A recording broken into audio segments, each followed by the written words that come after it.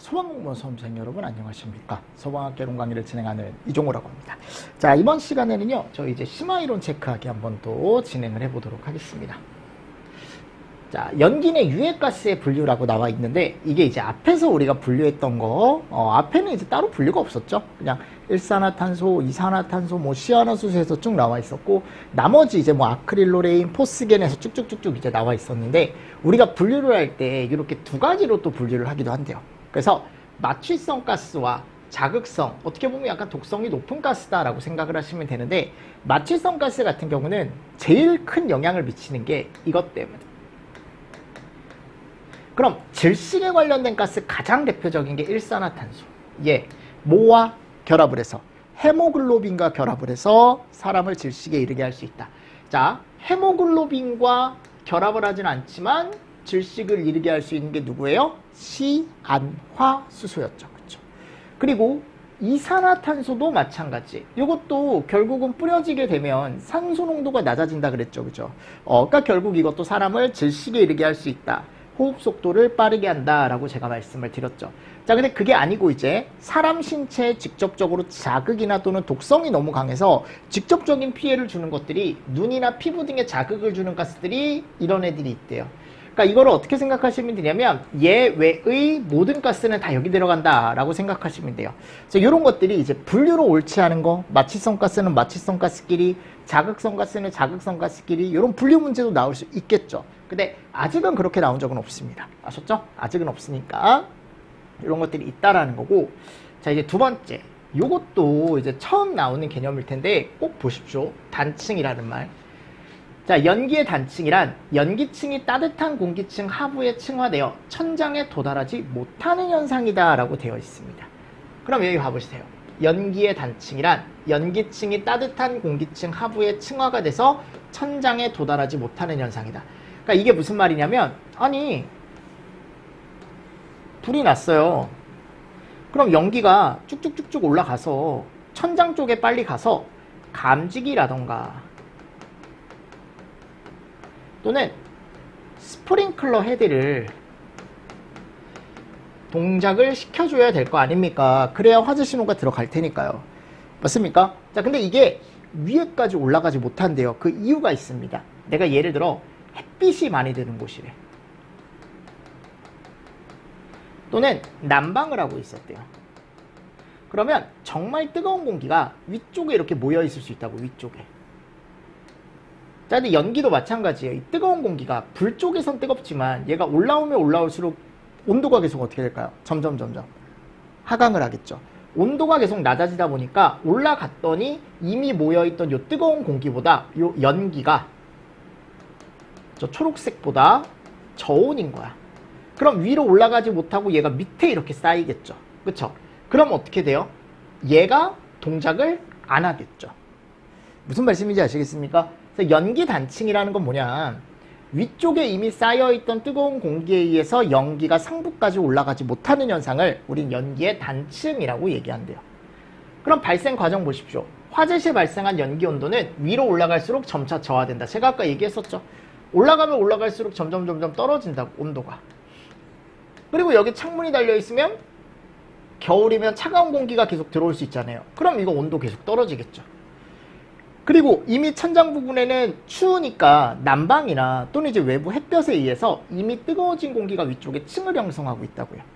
그럼 이미 발생한 공기층 온도보다 상승하면서 냉각된 연기층의 온도가 높지 않아 연기층이, 이게 결국 결론, 하부의 층을 이룬다. 그러면 결국은 중요한 게 뭐다? 화재 감지가 늦어질 수 있다. 그래서 스프링클러나 화재 감지기, 이런 것들이 동작을 한다 안 한다? 안 한다. 이게 중요한 겁니다. 아셨죠? 이런 것들이 중요한 얘기다라는 거 한 번 더 보시면서 넘어가 주시면 좋을 것 같아요. 자, 그리고 세 번째, 온도에 따른 연기층 유동 현상. 자, 고온일 때 연기층 유동 현상 나와 있습니다. 고온. 그리고 여기는 저온이죠. 저온. 맞죠, 여러분들? 그래서 고온 영역에서는 뭐라고 되어 있냐면, 연기를 포함한 열기류 등은 부력 증가와 밀도 저하로 공기 밀도가 연기 밀도, 요 관계를 형성을 한대요. 그러니까 연기가 더 고온이다 보니까 밀도가 더 작아지고 조금 더 가벼워지는 거죠. 그럼 얘는 어디로 올라가요? 위쪽으로 미친 듯이 올라가는 상승 기류를 발생을 시키겠죠. 상승 기류는 천장면부터 열 축적을 시키고요. 온도가 상승하게 되면 압력이 상승하고 중성대는 하부로 이동을 하게 된다라고 되어 있습니다. 고온의 연기층이 빠르게 이동하면서 수직으로 연소 확대가 시작된다. 이게 가장 기본이죠. 수직으로 연소 확대가 시작되는 게 기본입니다. 자, 근데 저온일 때는 좀 다를 수 있다. 저온 연기 유동은 저강도 화재 또는 공기가 인입되면 냉각으로 온도가 오히려 낮아지는 연기래요.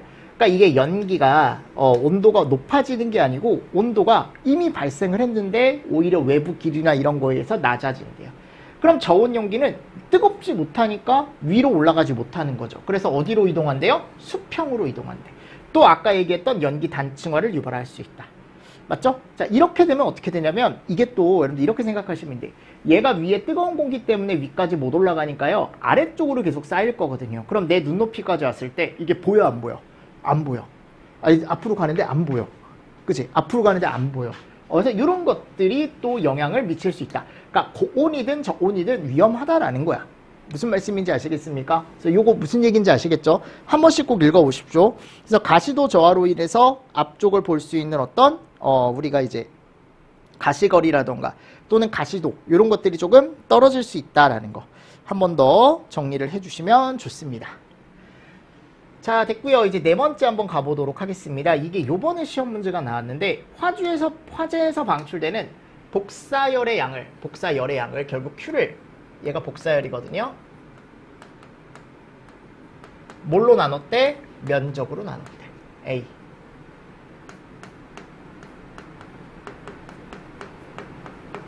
맞습니까? 자, 얘 이름을 뭐라고 얘기한다, 우리?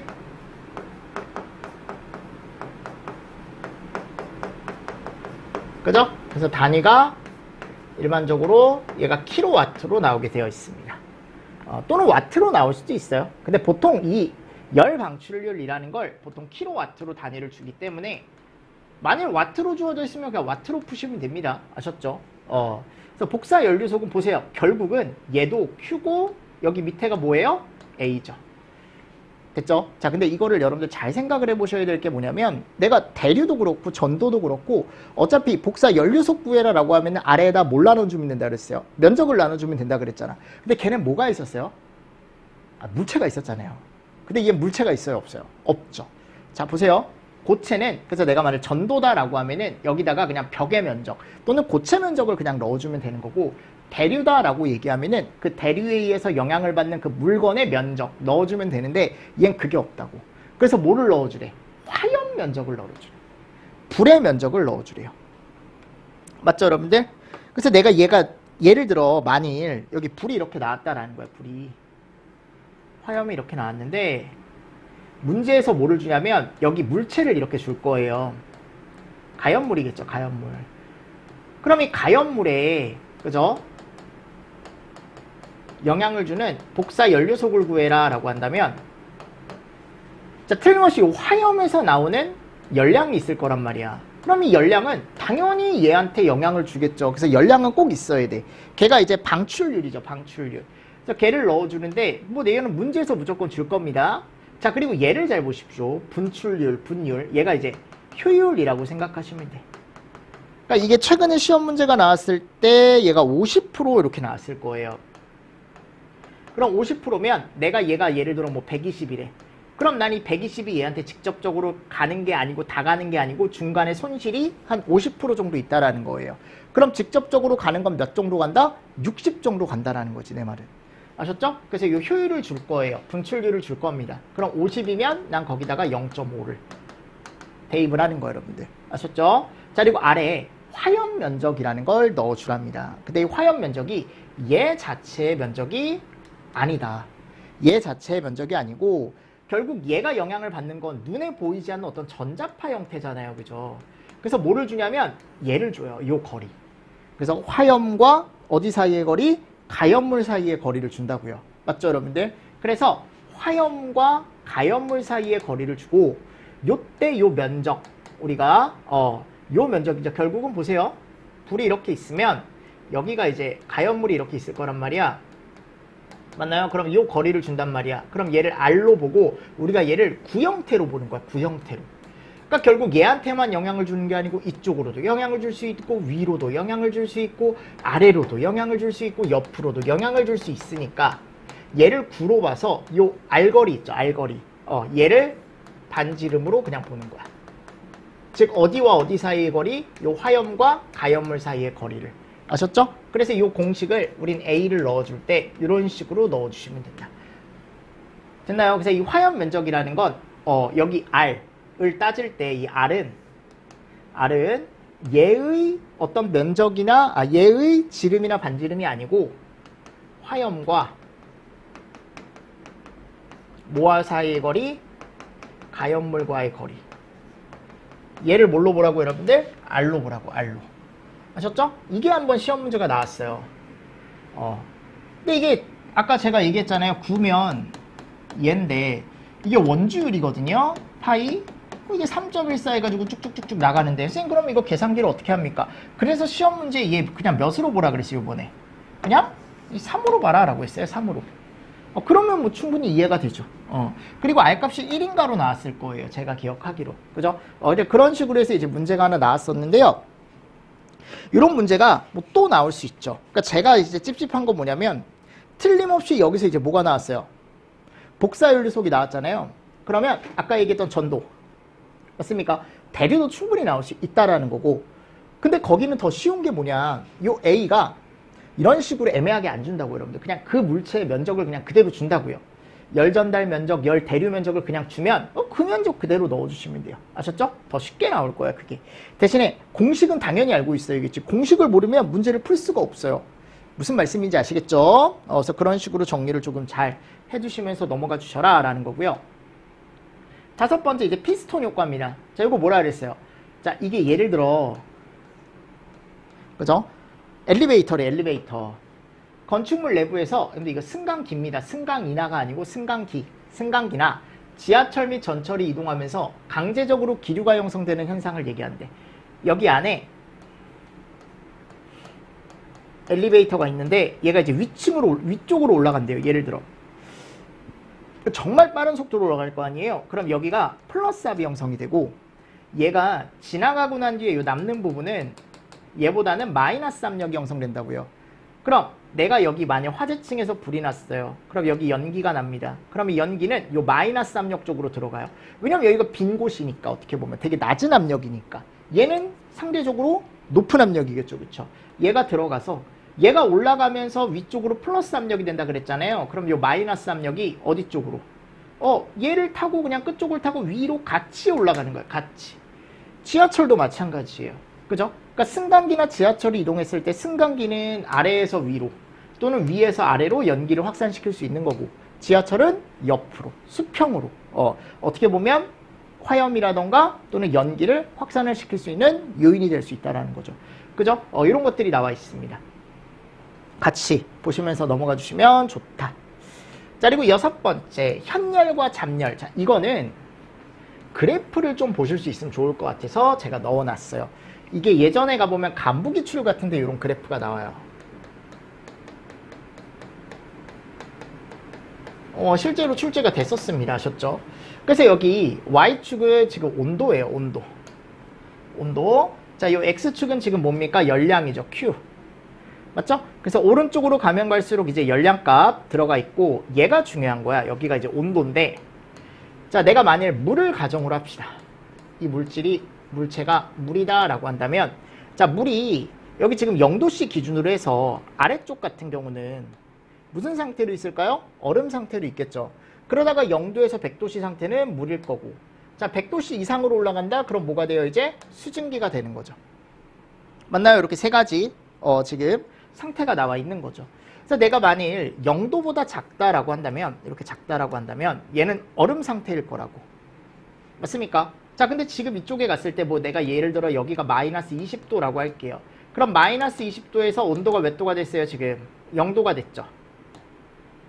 마이너스 20에서 0도가 됐죠. 그쵸? 그럼 이 마이너스 20에서 0도로 올라가는 이 상태에서는 우리는 여기가 무슨 상태일 거다? 얼음 상태일 거다. 그럼 얼음 상태일 때니까 지금 온도만 변한 거죠. 마이너스 20에서 0도씨까지 올라갔을 때 지금 그리고 고체는 그대로 있어요. 얼음은 그대로 있습니다. 그때 필요한 열량을 우린 뭐라고 한다? 현열, 현열량이라고 얘기한다고요. 이해되십니까? 오케이. 자, 그리고 여기 보세요. 온도 동일하죠. 온도 동일합니다. 근데 얼음에서 지금 뭐로 가는 상태? 이제 물로 가기 시작할 거야. 이때가 뭐다? 잠열이다. 잠열. 그래서 이렇게 얼음이 물로 되는 걸 우리 뭐라고 얘기한다? 융해가 된다라고 얘기한다. 그때 R값, 잠열값은 얼마다? 80이다. 80이다. 됐죠? 자, 그리고 나서 이제 올라가요. 이렇게 올라가요. 어디까지? 물에서 물로.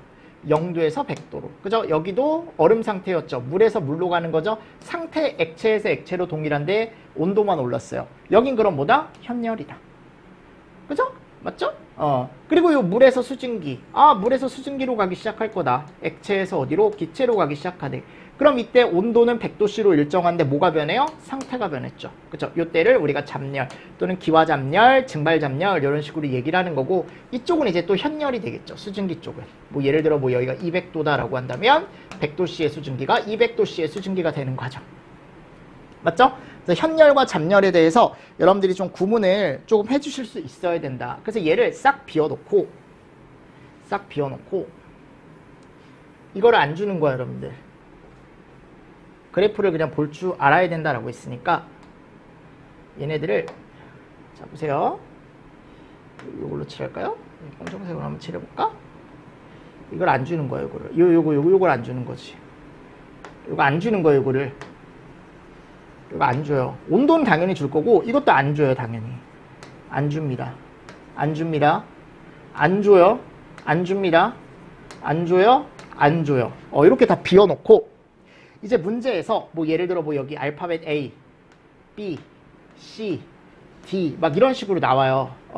그래서 여기 A 부분에서 필요한 열량값, 뭐 B 부분에서 필요한 열량값, C 부분에서 필요한 열량값 이거를 구해라 또는 D까지 뭐 구해라라고 한다면 여러분들이 구하실 수 있어야 된다라는 거지. 예를 들어 그럼 A니까 여기가 만약 1kg이다 라고 하면은 지금 온도 변화는 없지만 지금 여기에서 이제 뭐가 되기 시작할 거다? 물로 변하기 시작할 거다. 맞죠, 여러분들? 그러면 얘 같은 경우는 여기다가 이제 융해잠열이라는 걸 곱해서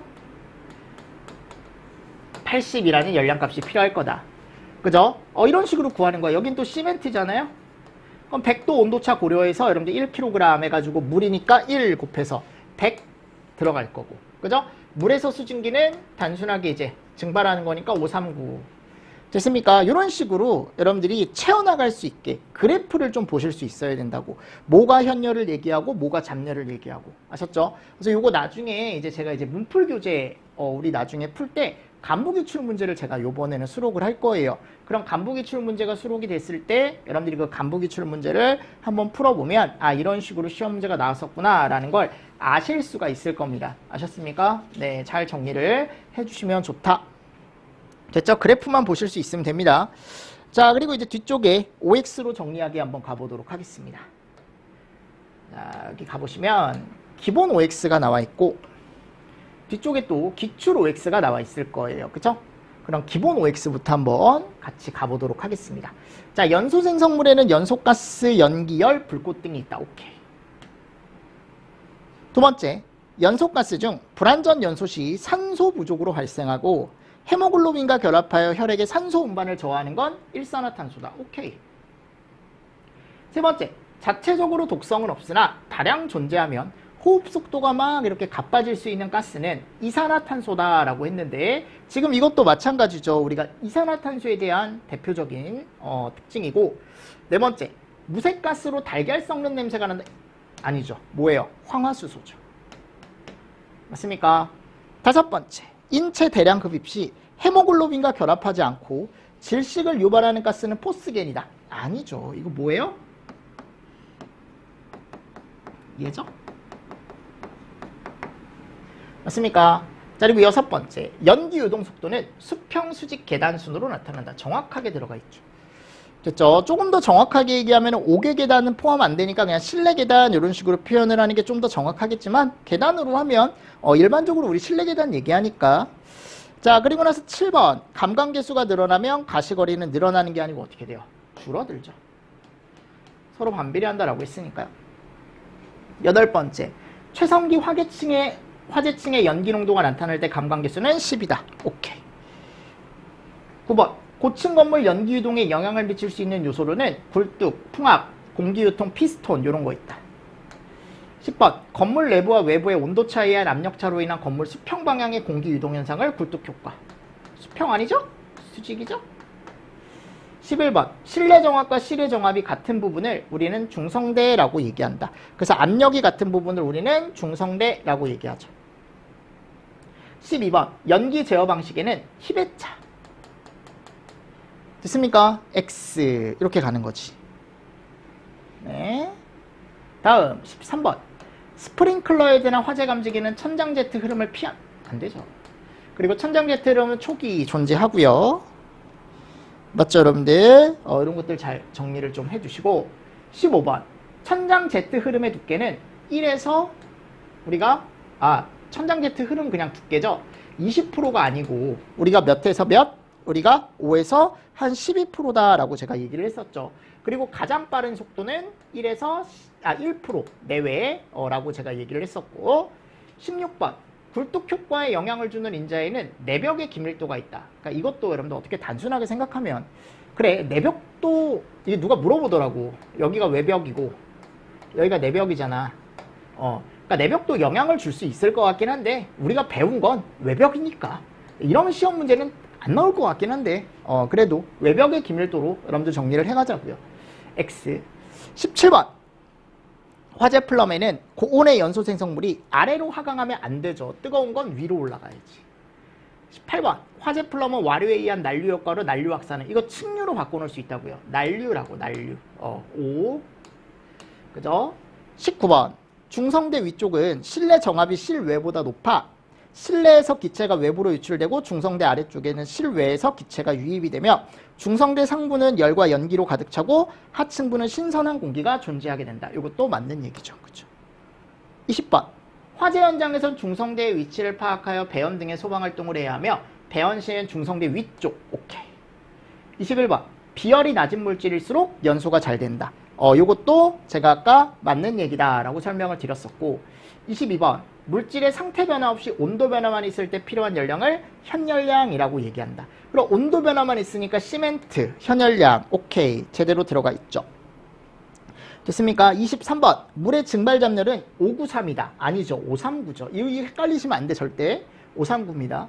열 전달 방법에는 전도 대전 복사가 아니고 전도 대류 복사.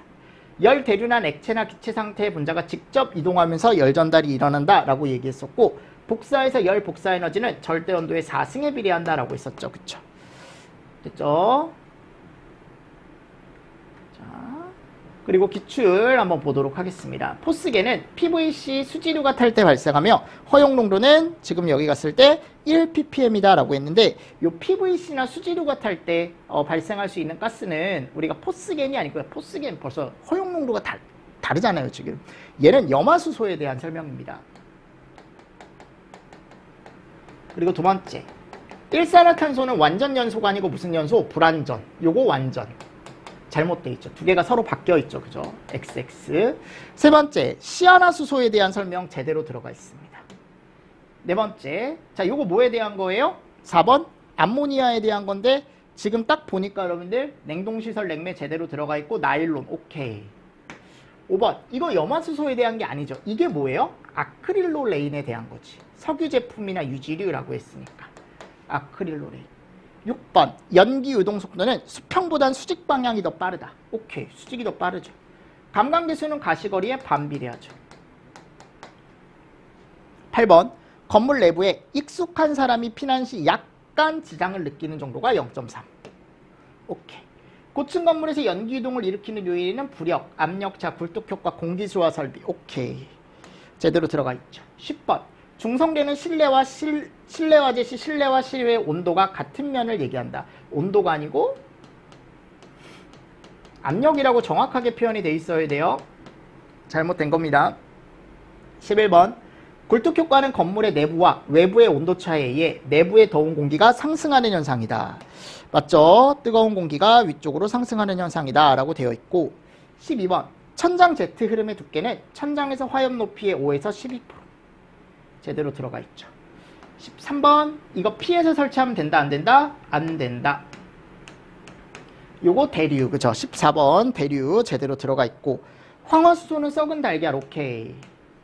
자 TLV로 측정한 독성가스의 허용 농도는 불화, 시안화, 암모니아, 포스겐 순으로 높다. 그러니까 앞에 여러분들 뭐가 와야 돼요? 암모니아가 제일 높잖아요. 맞습니까? 그리고 시아나수소 와야 되고 그리고 불화수소 와야죠. 맨 마지막에 포스겐이 와야지. 요 순서대로 높은 거니까. 맞죠? 그래서 잘못된 거죠, 요거. 됐습니다. 네. 그래서 요거 여러분들 정리를 좀 하실 때 제대로 정리를 해주시면 우리가 그냥 기출문제 한 번 더 보는 거다라고 생각을 하시고 제가 가셔라 라고 설명을 드렸습니다. 자, 그리고 이제 폭발을 보는데 폭발 같은 경우는 제가 중요한 게 일단은 정의를 먼저 보셔라. 정의. 물리적이나 또는 화학적인 어떤 개의 일을 통한 큰 에너지와 압력을 수반하는 현상이다. 큰 에너지와 압력을 수반하는 현상이다. 그죠? 그래서 얘는 그래서 뒤에 가보면 물리적인 변화에 의한 물리적 폭발과 화학적 변화에 의한 화학적 폭발이 나온다 그랬죠, 그죠? 그래서 물리적과 화학적이 나올 거다. 물리적인 변화와 화학적인 변화를 통해 큰 에너지와 압력을 수반한다라고 되어 있고요. 폭발은 연소 속도와 화염 전파 속도가 그냥 빠른 게 아니고 어떻게 빠르대? 매우 비정상이겠죠, 당연히. 그리고 폭발의 조건 대부분이 이게 기본 조건이에요. 당연히 개방 공간에서 폭발도 있어요. 기억하시죠, 여러분들? 내가 개방 쪽에서 폭발이 안 되는 게 아니다라고 했습니다. 당연히 개방 쪽에서도 되지만 우리가 일반적으로는 밀폐가 기본 가정이 됐을 때 그때 이제 폭발이 많이 일어난다라고 했었고 그냥 밀폐만 돼선 안 돼요. 안쪽에 얘가 꼭 있어야죠. 그리고 플러스 여기에 에너지가 주어지면 뻥 하고 터지는 거죠. 뻥 하고 터진다라고 제가 얘기를 했었습니다. 그래서 우리가 폭발을 할 때 제일 먼저 하실 게 얘라고. 기억하죠, 여러분들? 폭발의 분류. 그래서 내가 뭐라고 그랬냐면 원인별 분류가 있었고 이거를 까먹으면 안 돼요, 절대. 이거 두 번째 상태별 분류가 있었다. 근데 어차피 두 가지가 비슷한 거다라고 얘기를 했었죠. 그래서 원인별 분류에는 물리적인 원인이냐 화학적인 원인이냐가 있었고 그리고 물질이 내가 예를 들어 응상이라고 하면은 고체나 어디 액체 쪽에서 폭발을 얘기하고 기상 같은 경우는 기체 폭발을 얘기한다고. 맞죠? 그래서 이런 것도 같이 정리를 좀 잘 해주시면 좋다. 그래서 물리적 폭발 같은 경우는 과열, 과압, 약간 과충전, 어떤 증기에 의한 폭발이다라고 제가 얘기를 했었죠. 그죠? 맞죠? 그냥 간단하게 정리하면. 자, 그리고 화학적 폭발 같은 경우는 우리가 이제 보통 얘기했을 때 가장 대표적인 게 산화, 이런 거, 산화. 산소와 결합해서 폭발을 일으키는. 그리고 뭐 분해, 중합, 그죠? 뭐 촉매, 그리고 반응 폭주. 이런 것들 들어간다 그랬잖아. 맞죠, 여러분들? 그래서 이게 어떻게 보면 먼저 돼줘야만, 이게 먼저 돼줘야만 여러분들 문제를 풀 수가 있다. 그래서 물리적 폭발은 화염이 없고 얘가 화염이 있고 한번 떠올려 보시라고 이 내용을. 그리고 얘를 그대로 가지고 오는 거야, 그냥. 맞습니까? 그래서 응상 폭발의 더 큰 개념이 물리적 폭발이고 화학적, 이 기상 폭발의 더 큰 개념이 화학적 폭발이다. 그래서 두 개가 유사하게 간다라고 했었죠, 그쵸? 그래서 굳이 막 이거를 막 구분하실 필요는 없지만 그래도 책 같은 데 가보면 이제 다 구분이 돼서 들어가 있긴 하니까. 응상 같은 경우는 이제 보일러, 증기, 여기도 증기 들어가죠, 그죠? 알루미늄, 고산간 전이 폭발, 뭐 보증알고 이런 애가 들어가고.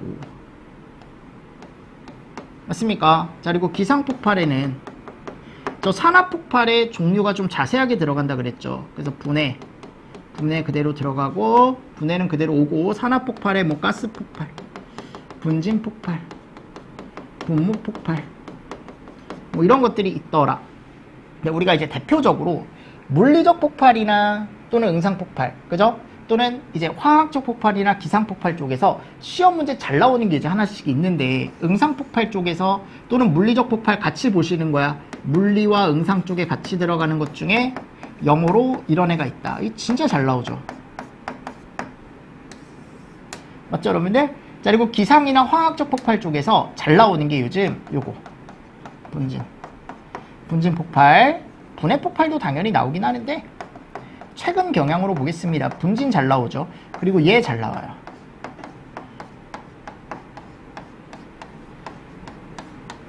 맞습니까? 네. 그래서 얘네를 여러분들이 먼저 한 번 더 복습을 좀 해보시라고. 그래서 아래 가보면 제가 폭발의 분류에 대한 자세한 내용 넣어놨잖아요. 이거 들어가기 전에 내가 물리적 폭발이 뭐가 있었고, 또 뭐가 있었고, 화학적 폭발이 뭐가 있었고, 그리고 물질 상태에 따른 분류에 가보면 응상이 뭐가 있었고, 화학적이 뭐가 있었는지 한 번 더 여러분들 썸머리 해보시고, 그리고 나서 본문으로 가서 한 번 더 읽어보면 더 쉬울 거야. 아, 이런 내용이 있었지라고 해서. 그죠? 그래서 폭발의 분류에 대해서 한번 쭉 한번 썸머리를 다시 한번 해보십시오. 아셨죠? 그래서 썸머리 해보시고 조금 쉬었다가 제가 여기 물질 상태에 따른 분류 책 내용으로 한 번 더 정리를 하고요. 그리고 나서 이제 자세하게 뭐 분진 폭발, 분무 폭발 이런 것들 한번 또 내용을 한번 들어가 보도록 하겠습니다. 아셨습니까? 자, 이번 시간도 여러분들 수고 많으셨습니다. 수고하셨습니다.